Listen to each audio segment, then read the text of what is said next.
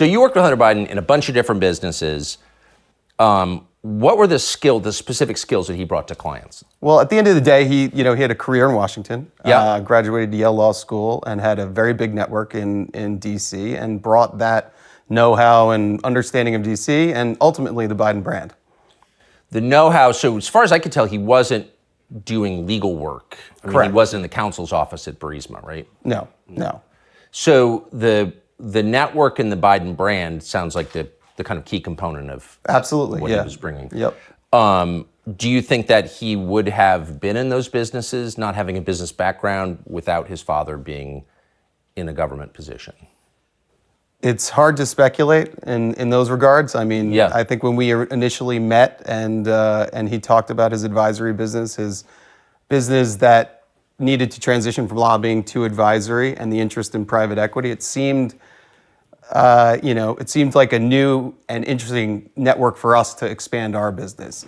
Whether he could have, been in that position, it's hard for me to speculate. But obviously, the brand of Biden, adds a lot of power when you're dad's vice president. For sure. And there was a time, maybe 10 years ago, when private equity, maybe like AI now, was just one of those terms people throw out, I'm in private equity. Right. But the mechanics, having done it, coming from a business background yourself, are kind of complex. Absolutely. Yeah, no, it's a complex business.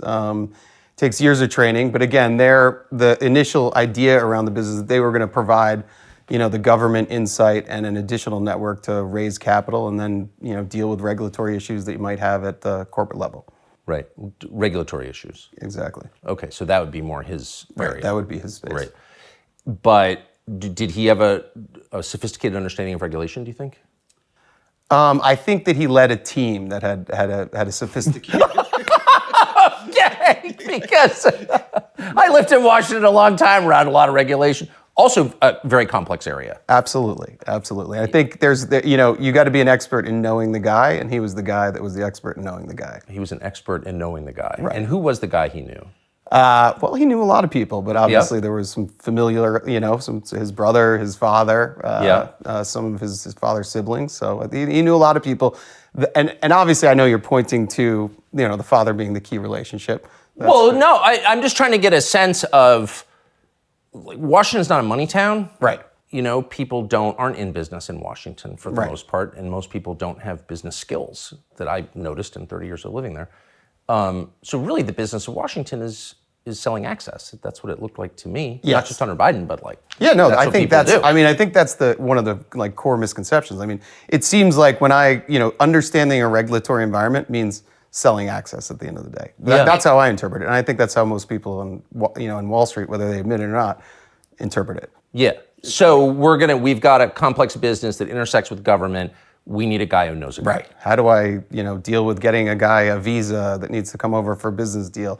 Right. Call our lobbyist that knows the guy in DHS or used to work in DHS or, in Customs and Border Patrol or the people at the embassy and state. They might be able to help. So there are very tactical elements that are regulatory and compliance and governance that you have to go through, and you got to know the guy that worked at the old agency that now has the lobbying firm that can go back to the agency and get things put to the front of the line. So the reason I'm asking this is because it's not to give the Bidens a pass, hardly, but when people say, well, there's some question about whether Hunter was trading on his father's name, if you live in Washington, that's the whole city right there. Right. I think you know the answer to that. At the end of the day, he had the best advantage to do that because of where he was. And, we thought that when we went into business, this was a great opportunity for us. So I get it. And you're not the only one who did that. Right. There were a lot of Hunter businesses. Biden's not the only son of a famous government official who's done this, right? At all.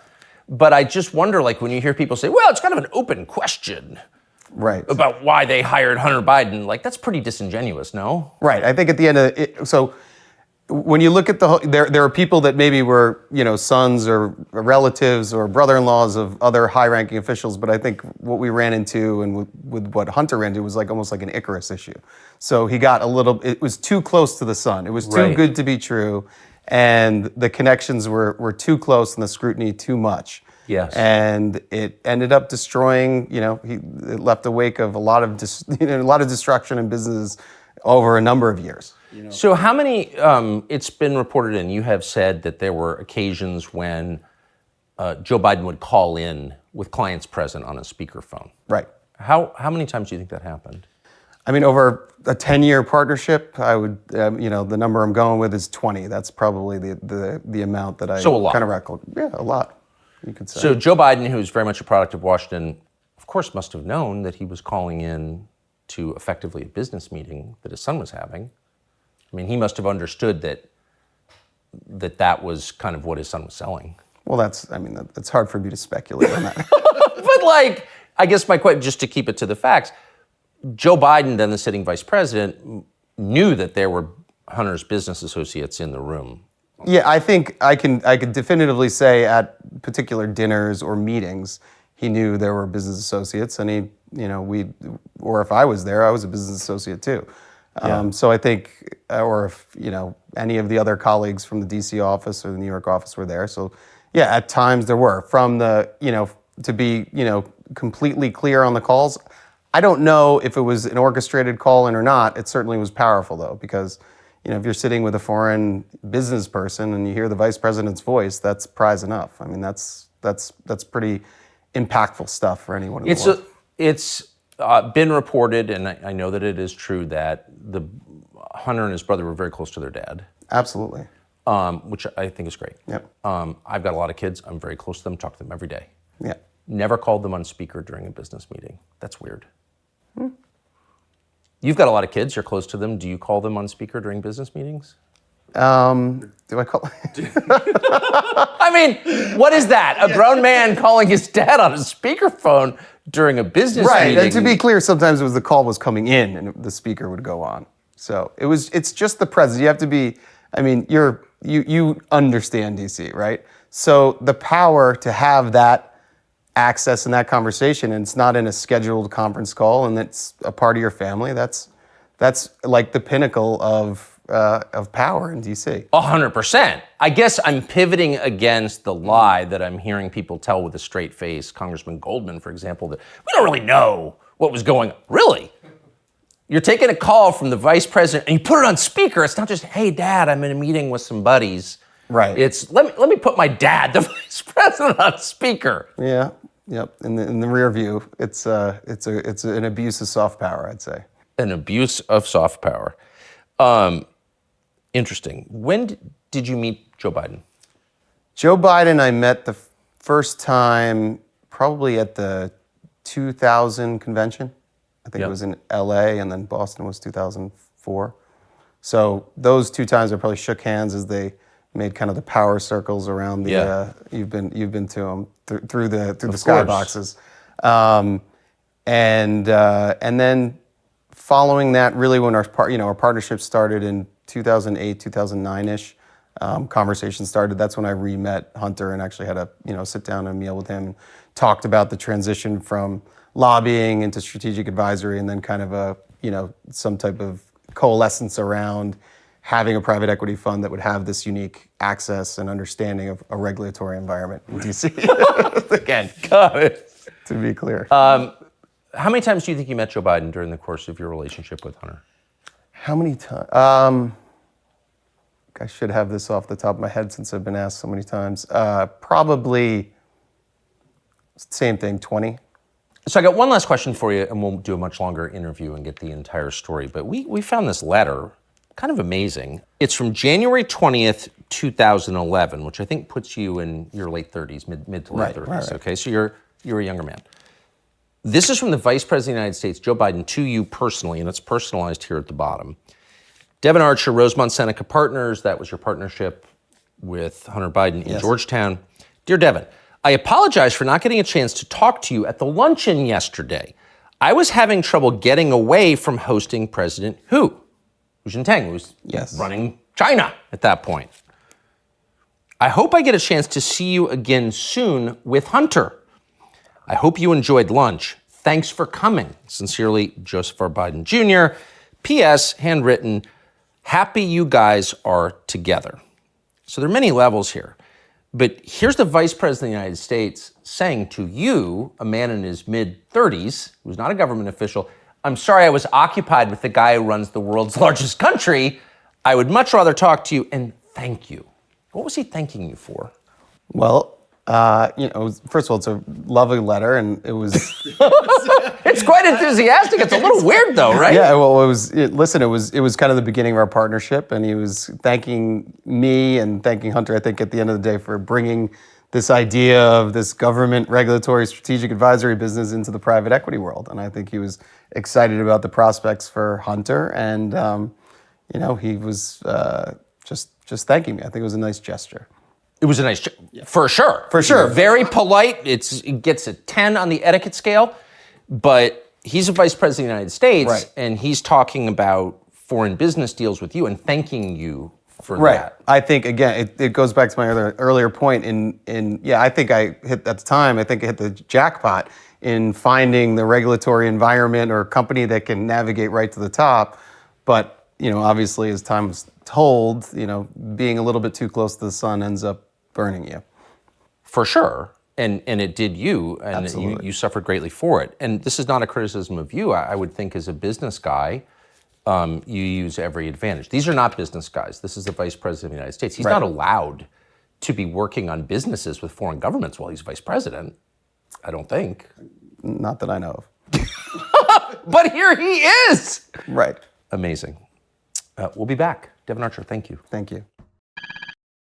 So where are you from, and how did you grow up? So from Long Island. I was Yep. born in Seacliff, Long Island, which is a little Victorian kind of hippie town on the North Shore of Long Island. Born on the same street as my wife, Dayton Street. Wow. Yeah, and so for the first 3 years we were together on the same street. I'm a year older, so her mom used to babysit me when I used to eat Cheerios off the floor where she was pregnant with her, which was a pretty funny story. And then I moved to Roslyn Harbor, which was a mile away. And then we went to nursery school together, ended up in the North Shore school districts. My mom was the art teacher at Glenwood Landing School, and went to North Shore High School. We were, prom dates senior year, and then dated for a bit in college, and then reunited after college some years later. But Long Island ended up. What set that Yeah, in like absolutely. socioeconomic context? Is that like a really rich part of Long Island or middle class? No, we or were what? middle class, very much middle class. My dad worked in the city. He was in he worked for Levi and Christian Dior in sales, and my mom was an art teacher, as I said. So I actually she was my art teacher K through 6. Wow. Yeah, so that was So it was pretty a very normal very normal, American. very middle class. 3-sport athlete. Lacrosse, winter track, football. Very kind of, even though it's Long Island and close to the city, it's kind of very Americana. Yeah. Oh, it is. too. Surprisingly. So then you go to Yale for lacrosse. I did. Well, I went to Yale for the academics, but we like to keep that. Yes, but lacrosse was a big part of me being admitted. Absolutely. What did you think of it? Was it a different world from the one you were from?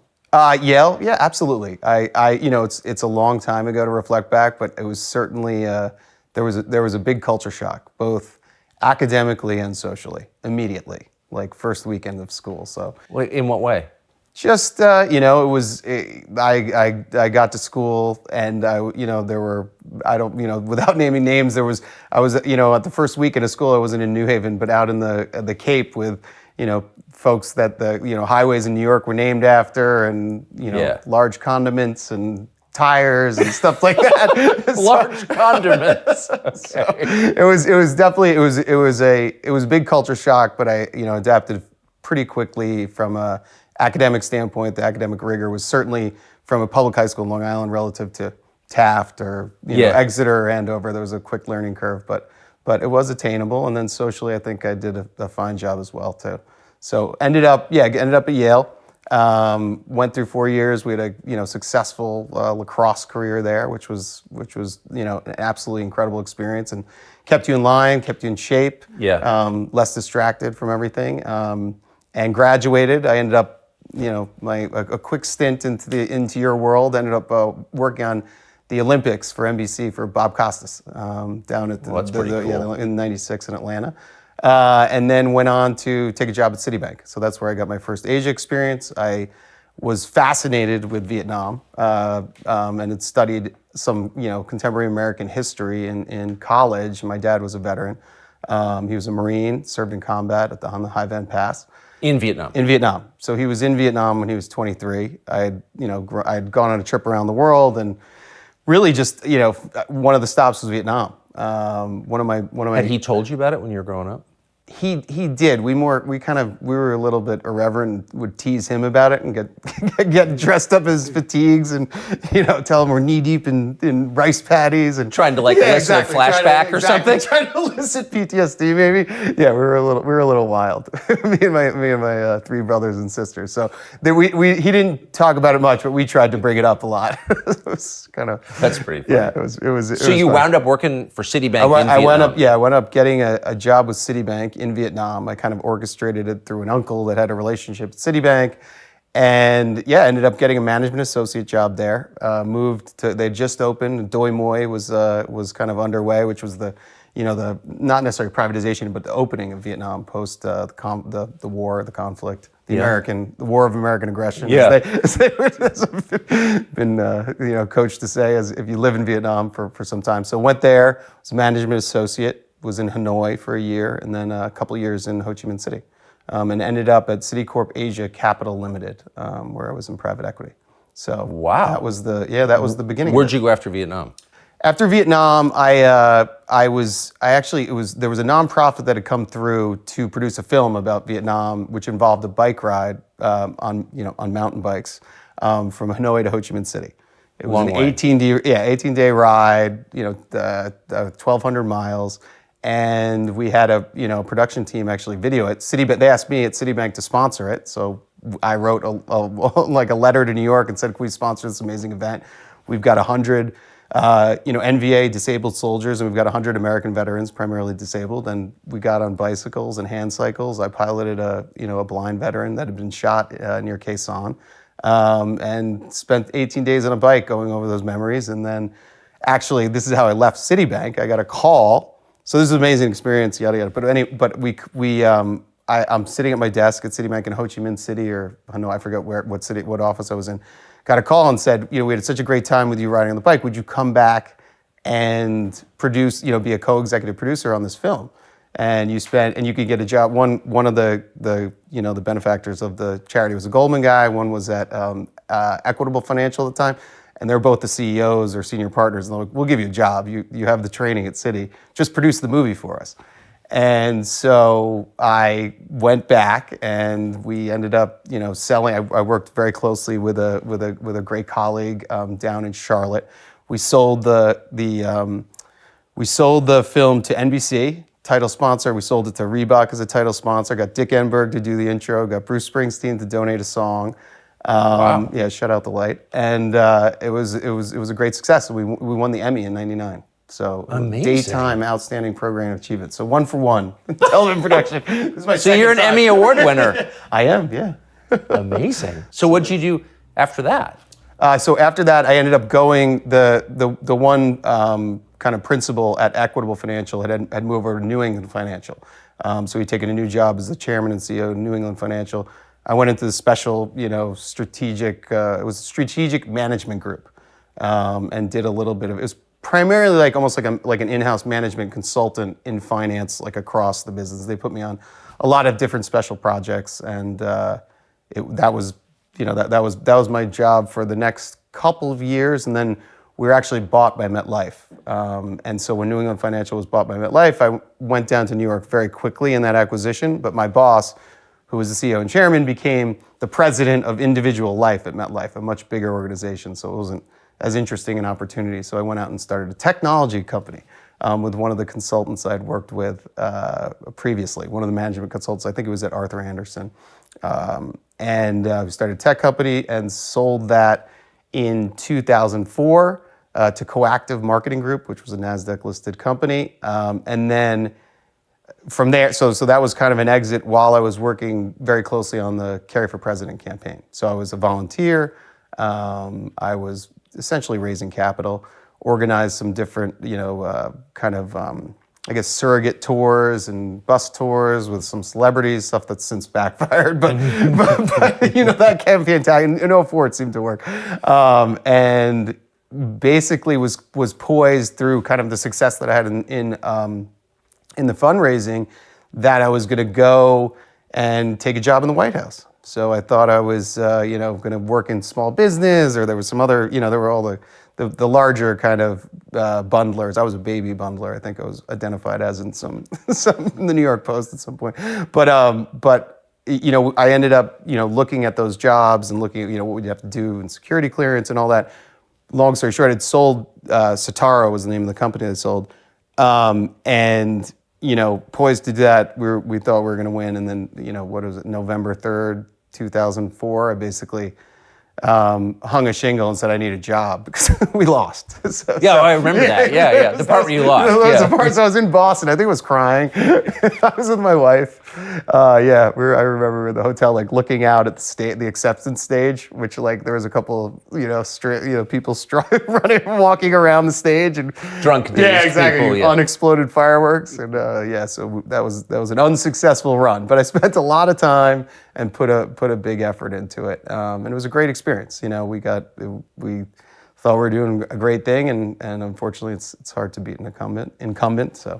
So 2004 November, you're you're married, no job. Yep, we're without a job, and I team up with a partner, and we start Rosemont. We start Rosemont Capitol, and Rosemont Capitol starts really as in the private equity world, which in something called a fundless sponsor. So when you're out and in private equity early, you go out as a fundless sponsor, and what that means is you don't have a pool of capital to kind of draw on, but you look for an asset. You identify an asset you think is going to be a good private asset that you can either take public or sell to another strategic buyer. So that's always kind of like the infancy of a private equity firm, and a lot of fundless sponsors succeed. A lot of fundless sponsors fall by the wayside, and a lot of managers at fundless sponsors just give up. But if you have some early successes, you can end up establishing a firm, and we ended up establishing a multi-asset class boutique firm that was was fairly successful. Most of our success was in real estate. We ended up buying a real estate management company, and that was called Rosemont Real. We renamed it Rosemont Realty. It was called BGK or some acronym, and we ended up putting the Rosemont brand on that after I would say 5 years in business at Rosemont Capitol. And that business was sold later in 2015. But at our peak, we probably had $3 billion of assets under management, which is kind of like your scorecard as a private equity manager. We'd done some great things. Was Hunter Biden an original partner at Rosemont? No. Hunter Biden, I met really, or I had met him before, but had substantive conversations at a lunch I met in 08, 09. So you were already... It was 5 years, established Absolutely. with the business by then. Yes, business was quite established. We had raised... We were in the... Rosemont Seneca Partners came along really at the time that we bought Rosemont Realty, so around 2010. I don't know the exact dates right now. It's a while ago. But Rosemont, we had an initial fundless sponsor deals, so 2 or 3, 4 deals that we did independently and worked those deals. Then we'd raised a fund, so we had a 2007 vintage fund, which is the year that you started. It's very clever. So we had a 2007 vintage co-investment fund, and then we actually raised out of the financial crisis. We raised the TALF debt fund. So reinvesting in asset-backed securities, and then we had some other sub funds in technology, but ultimately kind of the big successful piece of Rosemont ended up being Rosemont Realty, which was this acquisition of BGK. So it sounds like you've got a perfectly self-sustaining business, $3 billion under management. That's success, I think. Yeah, absolutely. No, it was. So how does Hunter Biden get involved, and why? So we had this lunch, and a mutual friend, or it wasn't even, I don't know how it was, but an attorney of Hunter's, another attorney, Hunter's an attorney as well, had introduced us, and we had a lunch, and we always, you're always looking for kind of an edge or an advantage as being a boutique, and certainly $3 billion was good, but as an AUM number, a scorecard, but in real estate, it's kind of a levered number, so totally. it's a little exactly exaggerated. Right. If you're Blackstone 4 and you have $3 billion, you have $3 billion of dry powder. If you have a small private equity fund with $3 billion under management, a lot of it's real estate. It's actually not the actual number you have in dry powder. So nuance, but it's very liquid. Exactly, it's very liquid, and you don't have the buying power. So you're always looking for an edge. You're always looking to expand. And we had obviously, had we were demystified to Washington just through relationships. And Hunter was in a stage where he was transitioning from lobbying to strategic advisory. What's the difference? Well, as I understand it, when you can probably answer it better than me, given your background. There's a distinction, but no difference that I can see. Right, exactly. So one you register for, the other you don't. Right. And I think that there are some legal, limits around registering when your father's the vice president. So I think that was what they ran into. But there's certain, again, I'm not an expert on it. I know that was I think in Washington, you can't lobby, but you can strategically advise. Right, exactly. There you go, strategically advise. Right, it's a good nuance. So what was the business that you imagined him helping you with?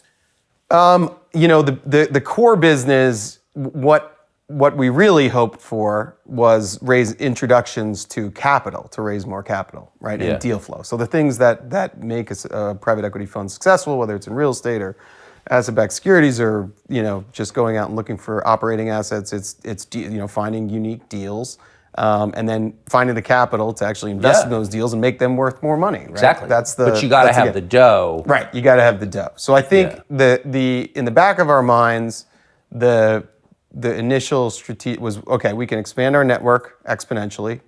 Hunter and his strategic team know, tons of folks, and it's a whole new world of high net worth individuals, family offices, institutional pension funds, which was a huge one that we thought that we could crack that never materialized. And yes, and so that was the genesis. But on paper, what we looked at was like, okay, why are you kind of teaming up this? And there was no investment in it. It was Rosemont Seneca Partners was kind of a dovetail concept. It's not like we didn't fund it, nor did they fund it. We just said they had their strategic advisory business, we had our private equity business. Let's combine forces, expand our network, and maybe get some help. Or maybe when we talk to a strategic asset that's selling we had a company that sold body armor, for instance. Maybe we could get a military contract because someone in D.C. knew the Pentagon people. I mean, it's just simple kind of connecting the dots. It is, but if I can just, and this is not a criticism of you because I lived there, I didn't see this either. But if you're looking for money, Washington logically would be the last place you would go. Right. I mean, you go to New York or maybe Los Angeles or maybe Dubai or Milan or places where people do business. But Washington's not about business, it's about governance. Right. It's kind of weird, isn't it? And maybe a sign of deeper corruption that Washington is like the place you go to raise money. Yeah, I think, where we were in this, in kind of the, in the world of private equity. We're a very small private equity fund at the end of the day. So the network that you're going to is more family office, high net worth individuals, and then maybe you get a breakthrough with a pension fund. So I think the fundraising elements of linking up with Seneca Partners was really that, but we took advantage of all the kind of strategic advisory work and the network that they had to promote to the assets, to promote to the other, to people that were raising money from, say, oh, listen, we have a DC office. We know how to operate. But this is going to give us can I just advantage. ask, this is not related to you, Yeah. you were not able to get pension money, right? No. But do you believe, having operated in this world, pension funds are some of the biggest investors in Absolutely. the world? They are the institutional investors. Exactly. Yeah. Do you think that political leverage allows people to get investments from pension funds? I mean, clearly it does. In the world? In the world, Yes, absolutely. Unfortunately, we were not able. But you weren't able to. But like the idea that a pension fund would make an investment decision based on political calculations is like the definition of corruption, isn't it? Yeah, I think that I think there's an entire world and business that's been focused on trying to create those lines of demarcation. I mean, it's one of the biggest. I mean, all the pension managers. I mean, it's a whole world to. It's a bigger discussion, but yes, obviously that would be the ultimate form of corruption. So just to sum up what I think we're hearing so Sure. far is that you're on a pretty conventional business track. Correct. You're working for a big bank at first, and then you decide to move into this burgeoning private equity world, Right. which really was exploding at the time. And then at some point, having gotten the business off the ground and it's succeeding, you look to Washington for opportunities there. Right. And you run to Hunter Biden or are set up with Hunter Biden. Right. I'm set up with Hunter Biden, again, at that time, it seemed like it was hindsight's 2020, but course. it seemed like an opportunity to just broaden our network, broaden our competitive advantage on the deal side by having this access or regulatory understanding of DC is how we properly say it, and maybe expanding our and getting lucky with a pension fund introduction or another large family. Maybe there's a political donor that's a $1 billion family office on the West Coast that Hunter has a relationship with. So I thought that was enough reason to kind of not invest in a new company, but just flirt with a joint venture at the end of the day. So, and you're in your early 30s at this point. Yeah, you're trying to early make your 30s. way. You wind up though with this deal, most famously with Burisma. Burisma. Yep. Yes. How did that come about? So the Burisma deal came about initially. The CEO Zolszewski and Vadim. I'm going to abuse the name. I have it here. I've got it right here. Why don't you say it first, and then it'll. I can't. I got to put my glasses on. Yeah. Yeah. So Vadim and Nikolai come through. They're working with they're in the network. Again, you're always expanding your network in raising capital and private equity, and work with this group, Tri-Global Group, which famously also worked with Mayor Giuliani, which was another one of their clients, which we found out later, but it was kind of interesting. They had on their fundraising list had Nikolai and Vadim, who were the CEO and the CEO, owner, and corporate secretary of Burisma, and they'd come through New York. Pozharsky. Yeah, there we go. We'll just use Vadim, I think. It's Vadim. So they come through New York. I was actually on a business trip in Asia. And they're taken through, and the Tri-Global Group says we're working on these things. One of the funds that we're marketing is Rosemont Real Estate Acquisition Fund 1, REEF, and they show it to them. And that's probably I'll probably get the dates wrong, but that's maybe in the early the 2012 range. Okay, so that's the first context. We've got a placement agent working on Rosemont Real. They're on commission business with Rosemont Real Estate Acquisition Fund. They meet Vadim and Burisma. I don't know if they had known each other before, but there's this a mini Gark, as we call him, and a mini Gark and Vadim, who's the corporate secretary. They come through. They pitch. They give him the deck. I don't know if they spent any time on it. The deck being the marketing presentation for REEF. And nothing happens. They don't come in as an investor, but Tri-Global was successful in identifying some investors for us, not Burisma. Cut to 2014, and I'm in the midst of a trip to Europe, and we're doing a strategic deal with a large bank there. And I get there, late February, early March, and it happens to be the day that Putin invaded Crimea, a peaceful invasion of Crimea, as they say. And so our deal falls through because there's all these basically it's like this huge paradigm shift, obviously, after Maidan. Yes. And, everything changed in Europe, and it became this, there's this new inflection point of Ukraine, and that really started there on those days. So needless to say, our strategic deal with the bank falls through for Rosemont Real Estate Acquisition Fund. So we're quickly pivoting because at the same time we're raising for Rosemont Real Estate Acquisition Fund 2. So I happened to be at a meeting, and Tri-Global says, well, are you still trying to raise capital? So would you like to meet with Nikolai Zolszewski to pitch your wares? I bring the deck to him. We go through the presentation, and he says, interestingly enough, he knows, obviously he's calculating. He had made some moves earlier, which I'll tell you about, thinking about Ukraine and the former position that he had. So we pitched him the deck. He kind of looks through it, and, I remembered he had some like crazy watch with like it was like a Ulysses Nardone with like an oil thing that was ticking. Like the second hand was like one of those oil wells, cranking like this. Little I know it was a natural gas rig, but so it was hard to decipher. But anyway, it was quite an impression. He again, for the second time, kind of ignored the real estate pitch, and mentioned in the meeting, he was very polite, but he was obviously not interested in that.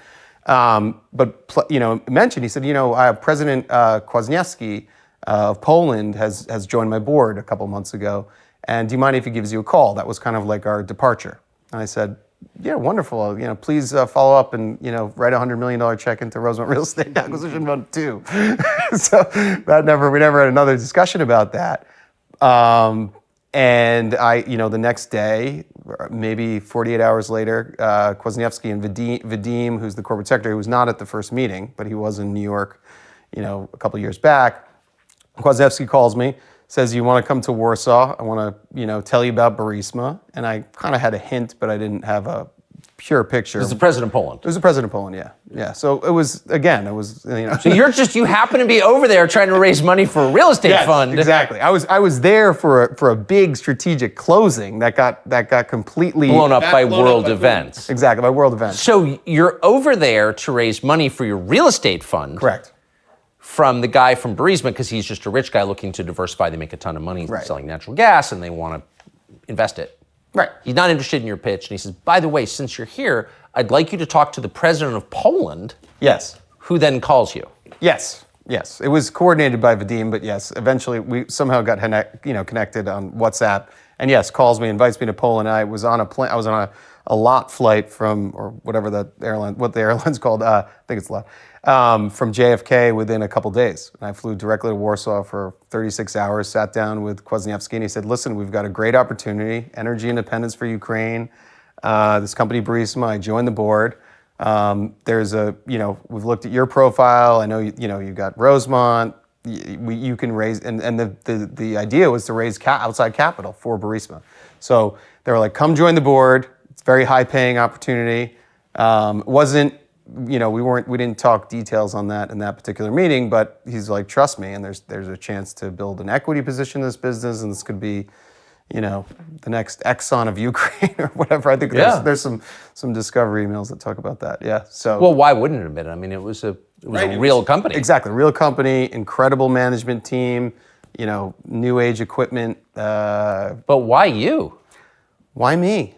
Because I was a bereaver. You're a true bereaver, huh? I was no. Why me? No, it's just interesting because you're raising money for a real estate fund, but then the guy from the natural gas company says, talk to the president of Poland about joining the board of our natural gas company. Right. Was Hunter Biden mentioned at all? Hunter Biden was not mentioned, though. I mean, I can't deny that they did some research about Rosemont Seneca Partners, but because it just seems like it was not mentioned. It was not mentioned to me. It's a little. I mean, you sound like a very capable business operator, but not someone who specializes in the energy sector. No, I've had a diverse portfolio. Right. Well, now you know a lot about now energy. I do. Yeah. Yeah, but then. Right. Agreed. I had one energy investment that we had made in Texas, but that's true. I was certainly not, by any stretch of the imagination, an expert in excavating natural gas. Right. But the president of Poland is asking you to join the board. I mean, by the way, lots of weird things happen in life. But I just kind of suspect that maybe this was all about getting Hunter Biden involved. I think that they saw an opportunity to raise capital. I think that they thought that I was close enough to political powers that I don't think that was their initial intention, to be completely honest. I don't think they were like, I was a mark that they identified and then found Hunter. I think it was a little bit more natural than that. And at the end of the day, similar to kind of what happened in my fate, that, be careful what you wish for. Yeah. So how did he get involved? It was as you go on with the progression of the story.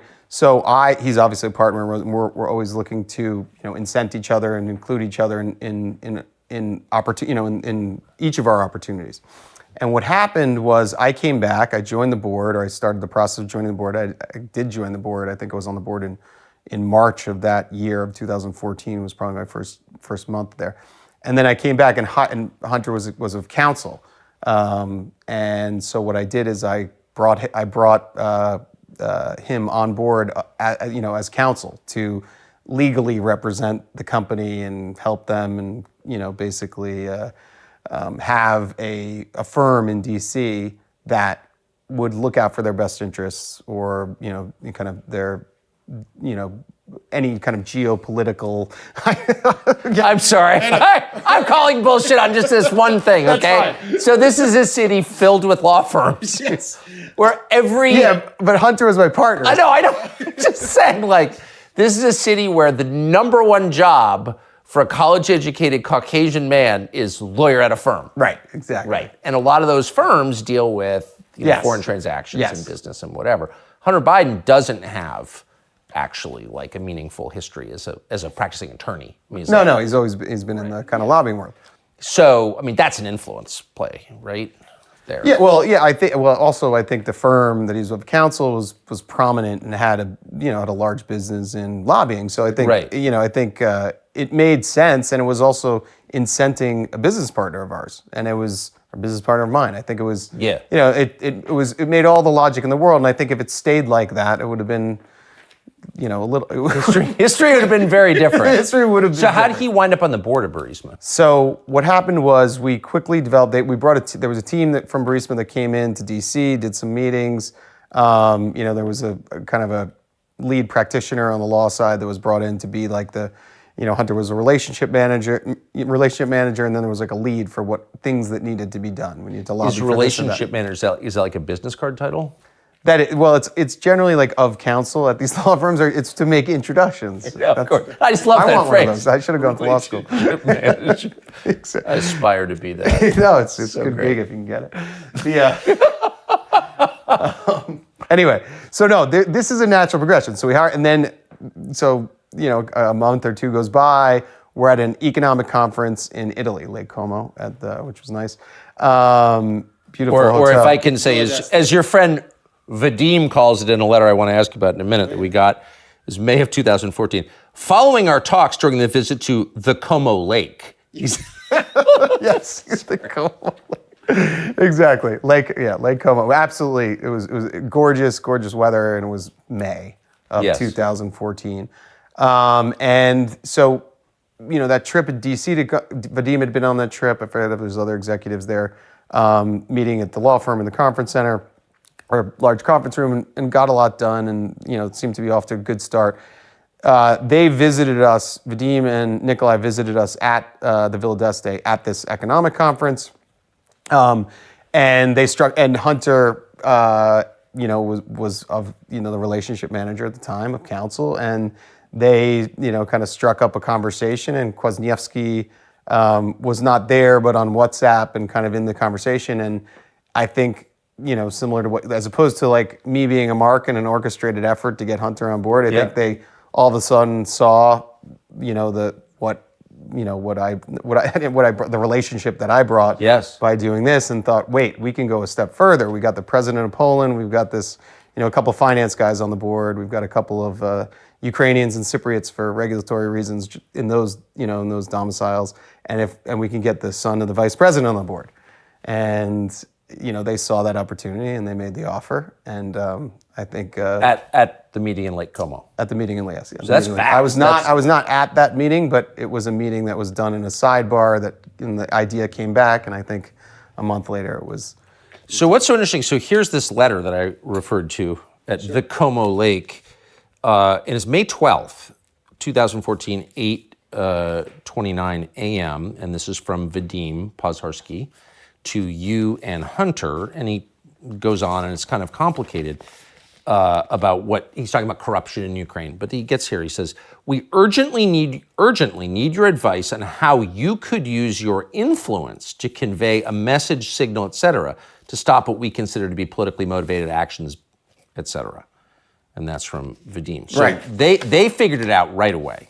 Absolutely, yes. The term signal in every other kind of market or theater or whatever you want to describe, it's like a pretty, it's a well-used term. So signal, like the U.S. doesn't use it, but it's a very common term to send signals between government and business, because government can always shut you down. It's almost like the shakedown kind of. I try to equate it to something, but you always want to be sending positive signals from that regulatory body, i.e. the government, to the business that you're not going to be shut down. Right. And so I think they're using in common term to them and sending back here to us and say, I hope we're protected kind of thing. That's the term signal. Well, he just flat out, he just flat out says it. Exactly. We urgently need your advice on how you can use your influence. Right. Right. So, and that's all kind of, again, just for context, it's pretty conventional. Yeah. I mean, I think that's what lobbying firms are for. Yes. But then comes the question of General Shokin, the prosecutor. Right. Tell us, that seems to me, that's when it gets heavy. Right. Okay. So what was that? So Shokin was I'm going to get the dates wrong, but Shokin was he was the prosecutor, the head prosecutor in Ukraine. And he was taking a close look at Burisma. So maybe not so different from an attorney general. Right. But he was taking, much more case active, I think. Right. An attorney general is more of like a manager of people that handle cases, and they have their independence. This guy's the law. He's like the law, yeah. So the buck stops with him. Hence, the signals are more important in countries outside the United States. So Shokin is taking a close look at Burisma. There were allegations that some of the deposits or some of the reserves were not, authentically acquired or whatever it may be. And so those were I think that was the genesis of the complaints. And there were always, being in Ukraine and being in that part of the world, there was always kind of challenges that they were facing. They're from not being able to get a visa to money being tied up in London, and this was just another, in a series of issues that law firms and strategic advisory firms were hired for to handle these kind of things, right? Yeah. So the Shokin case was, he was taking a look at Burisma, and there was a big push by European leaders, the Atlantic Council, et cetera, to fire Shokin because he was corrupt. Like it's hard to kind of decipher who's corrupt. It's all. Can I just ask you, corrupt. just sidebar, why would the Atlantic Council be getting involved in Shokin here? I mean, that's I mean, I think I don't know on the Shokin piece. I mean, again, this is the lead prosecutor in Ukraine, right? So if Ukraine is actually a country with sovereignty and not just a colony of, say, the neocons in the United States, why wouldn't they just let Ukraine deal with their own? Why would Western powers even get involved in who the chief prosecutor in Ukraine is? That's a question that I don't know. I couldn't control myself. So, but within Burisma, right, this Shokin was considered a threat to your business. Shokin was considered a threat to the business. I think anyone in, again, you got to get the signals to the government. I think anyone in government was always a threat, and always trying to shake down these businesses that were highly successful and enriching the owners and the staff and the board and whatever. And so at the end of the day, Shokin was taking a look, and again, if I wasn't involved in Shokin or any of this, but he was a threat. He ended up seizing assets of Nikolai, a house, some cars, a couple of properties, and Nikolai actually never went back to Ukraine after Shokin seized all of his assets. And the case was, and obviously it's all out there. The case was that Shokin, there was all this pressure to fire Shokin from this, the larger community, and then he was fired, and then somehow Burisma was let off the hook. I mean, that's what the story was. And Joe Biden, of course, was the driving force behind his firing. Yeah, he was involved in that. There's obviously video. Involved? I mean, Biden bragged at Council on Foreign Relations, they had $1 billion coming from IMF, and I said, if you don't fire this man, you're not getting the $1 billion. Right. But it's I think on this one, it certainly wasn't made clear to us at the board level, that there was that was a favor to be done. The narrative, I don't know the narrative, and I don't want to lead anyone down that kind of path. That's what happened, because I don't know the narrative. But Joe Biden knew that his son was on the board of this company that was being hassled by the prosecutor whose firing he was calling for. Right. Yeah.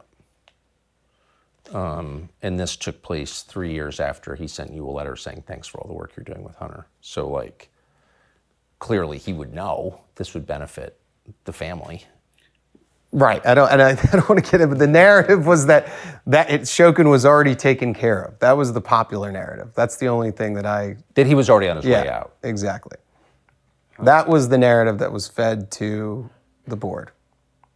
Okay, so you were told when Shokin got fired that like it had nothing to do with it. No, we were told that was bad and we don't want a new prosecutor. Shokin was taken care of.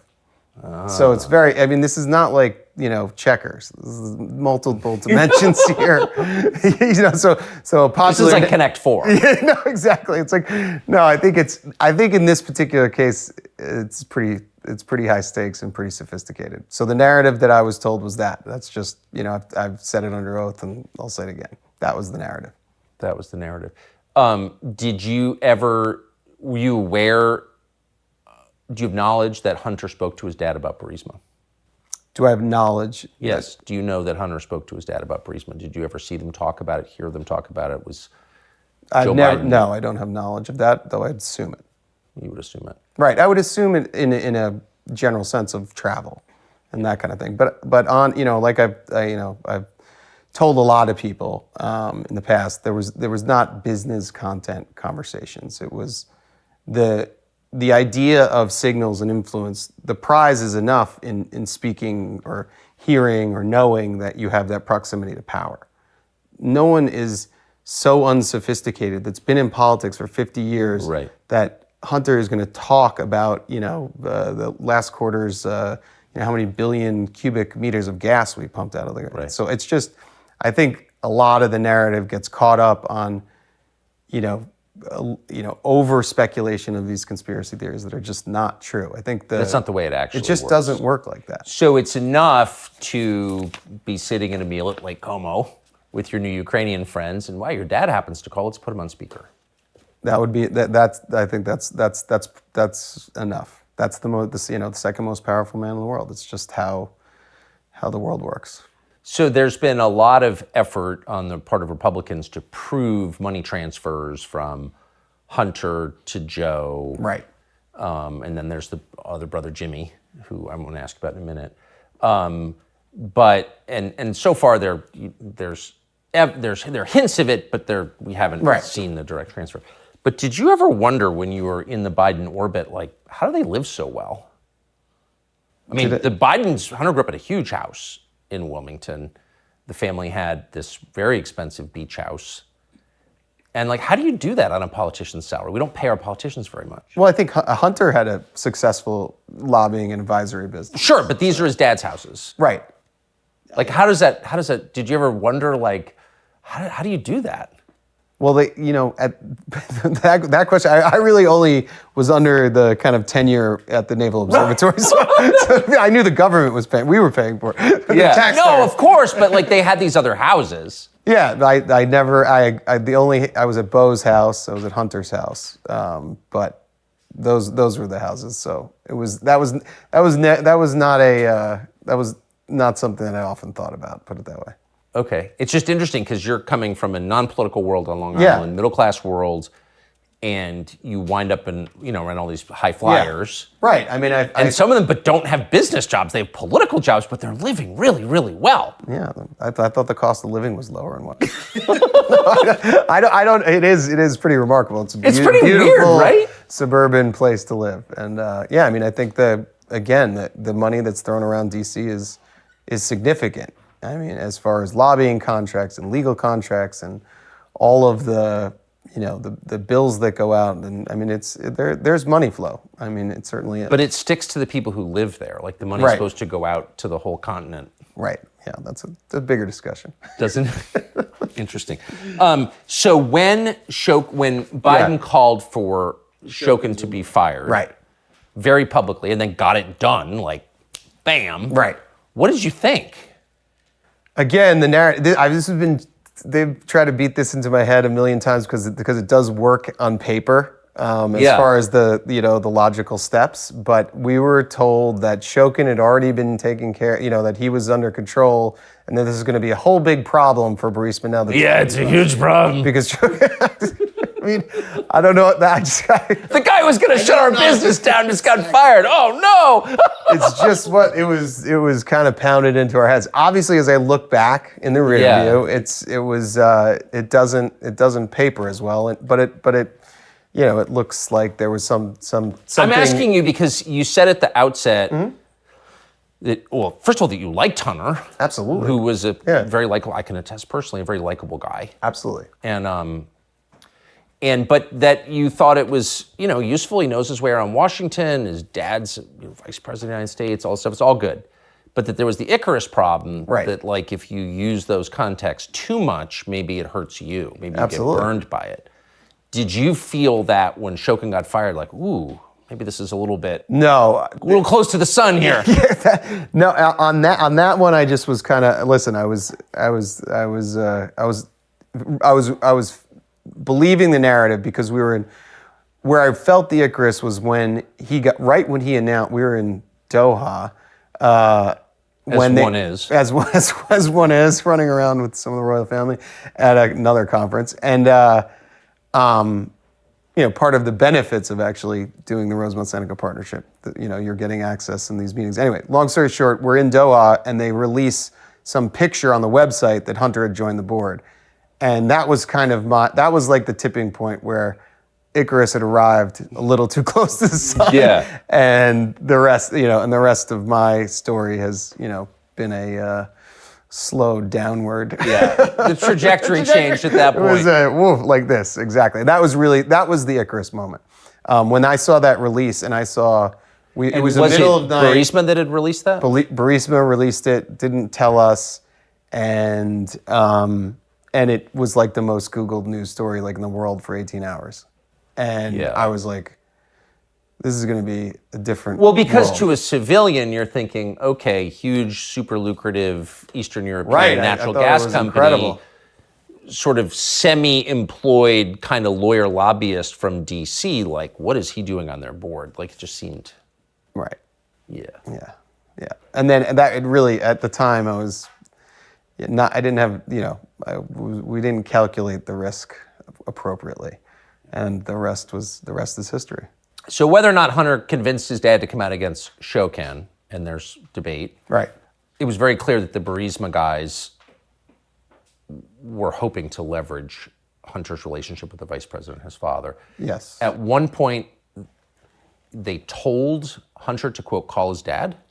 Yeah, I think referencing the email that you put earlier, there was constant pressure to send signals, to leverage all of his dad included, but the Biden brand, all of the DC insider and relationships to help Burisma survive. I think that's at the end of the day what we're talking about.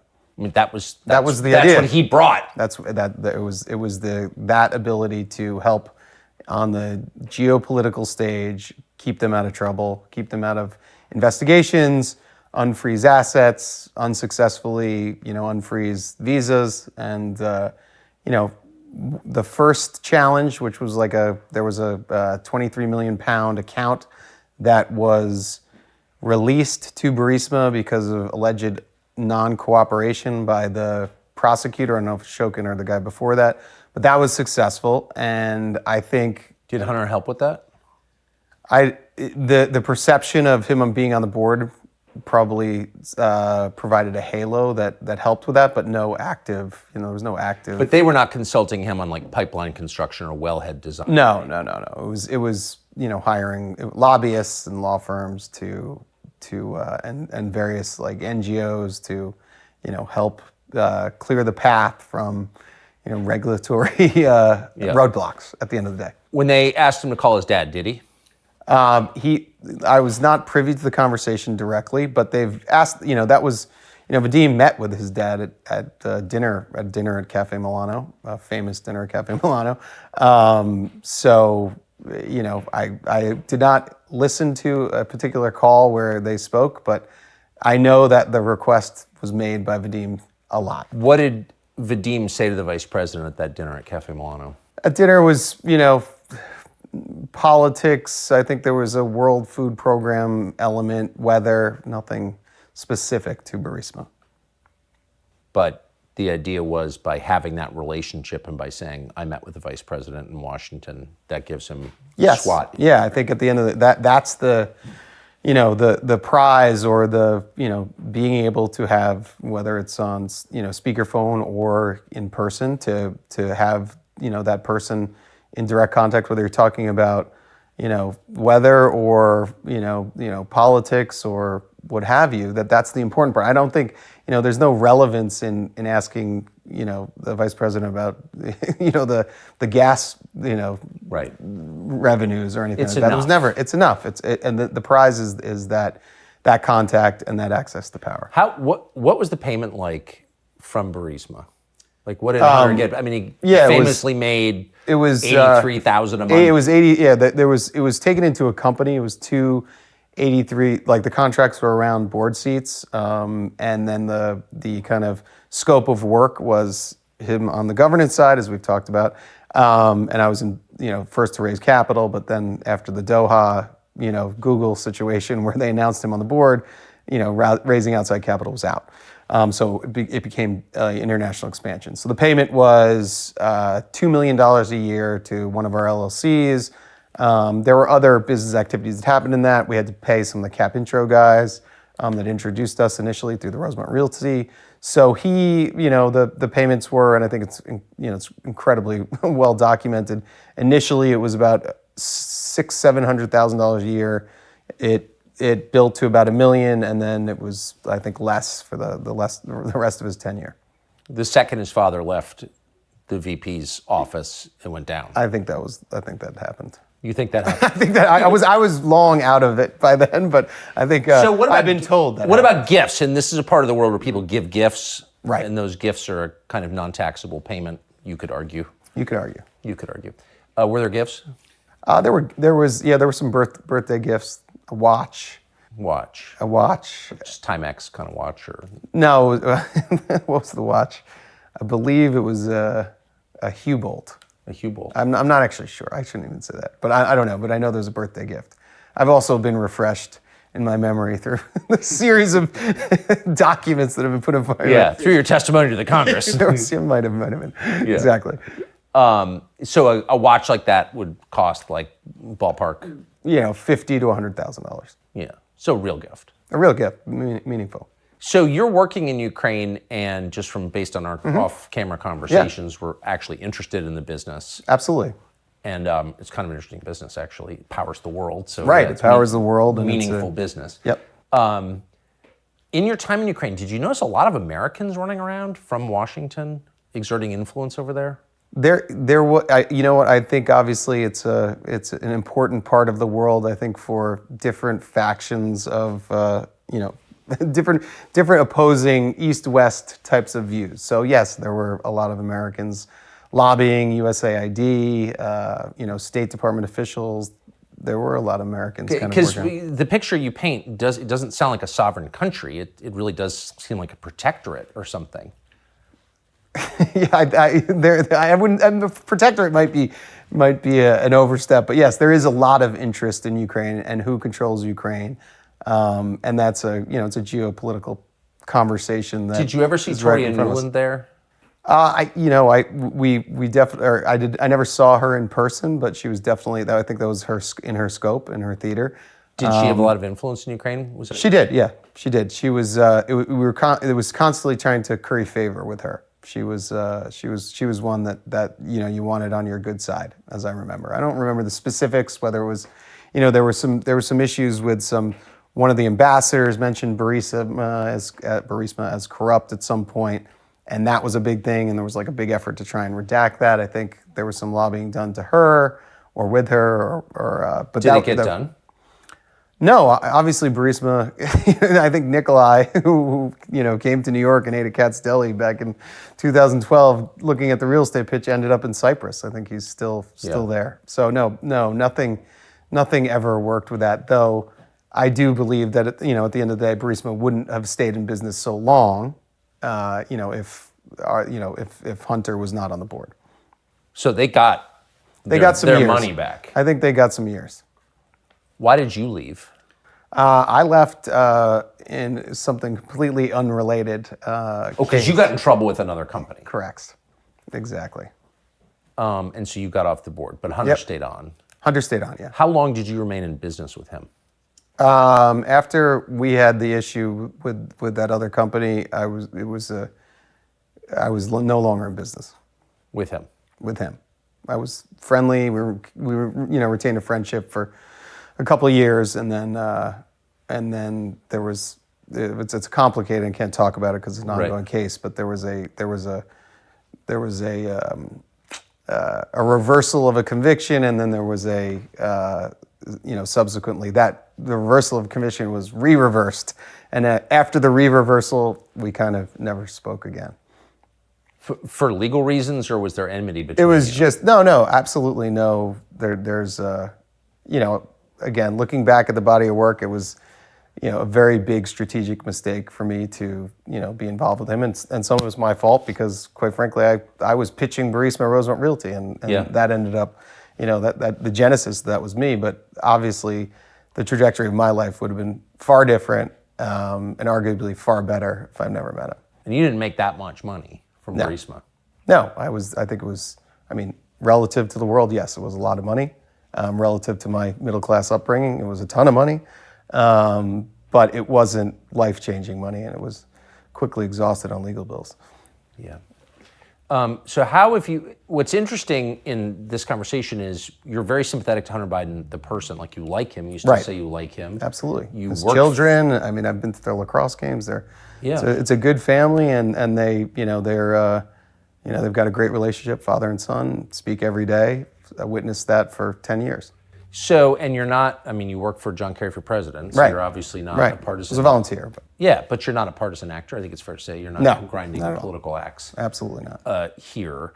How have you been treated by, well, you obviously are a Democrat or were a Democrat most of your life anyway. Well, I was never a registered Democrat. I was a registered independent, but just for the record. But I have been treated by, the treatment seems to be, the treatment of just getting out ahead of this and speaking the truth and just retelling my story that a lot of people seem to be interested. A lot of the negativity seems to come anonymously.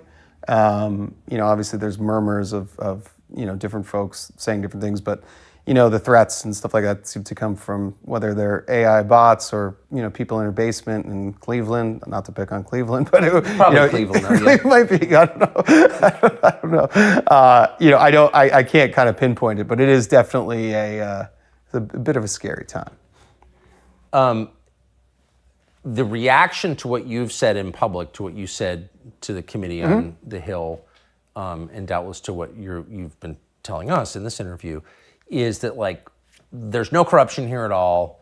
This is totally normal. Joe Biden had no role whatsoever in his son's business or knowledge of it. But that seems false. Yeah, I think that's categorically false. I think that he was aware of Hunter's business. He met with Hunter's business partners. You found a letter that illustrates that he knew me. And he's thanking you. He's thanking you for his efforts. So I think that was, for your efforts. Yeah. Yeah, I think that's that's not factually right. But in the same breath, there's no, I don't think Joe Biden's looked at a balance sheet or a cap table or what have you, or any financial document, probably ever. Yeah. So there done pretty well for not looking at. Well, that's yeah. So who's Jimmy Biden, his brother? Jimmy Biden, his brother, that's Joe, the president's brother. Yeah. And he really picked up, post my, issues, and worked with him, in business that he got into in China and Romania, kind of after my tenure with the Rosemont Seneca Partners. But I think he probably filled some void of, companionship and business companionship, in the years after I was basically. Did you ever spend time with him? Not a lot. 3 or 4 times. 3 or 4 times. So he ran. There's not a lot written about him. He ran a nightclub for a while in Wilmington. I think that went under. But was it your sense that he had a high degree of business acumen?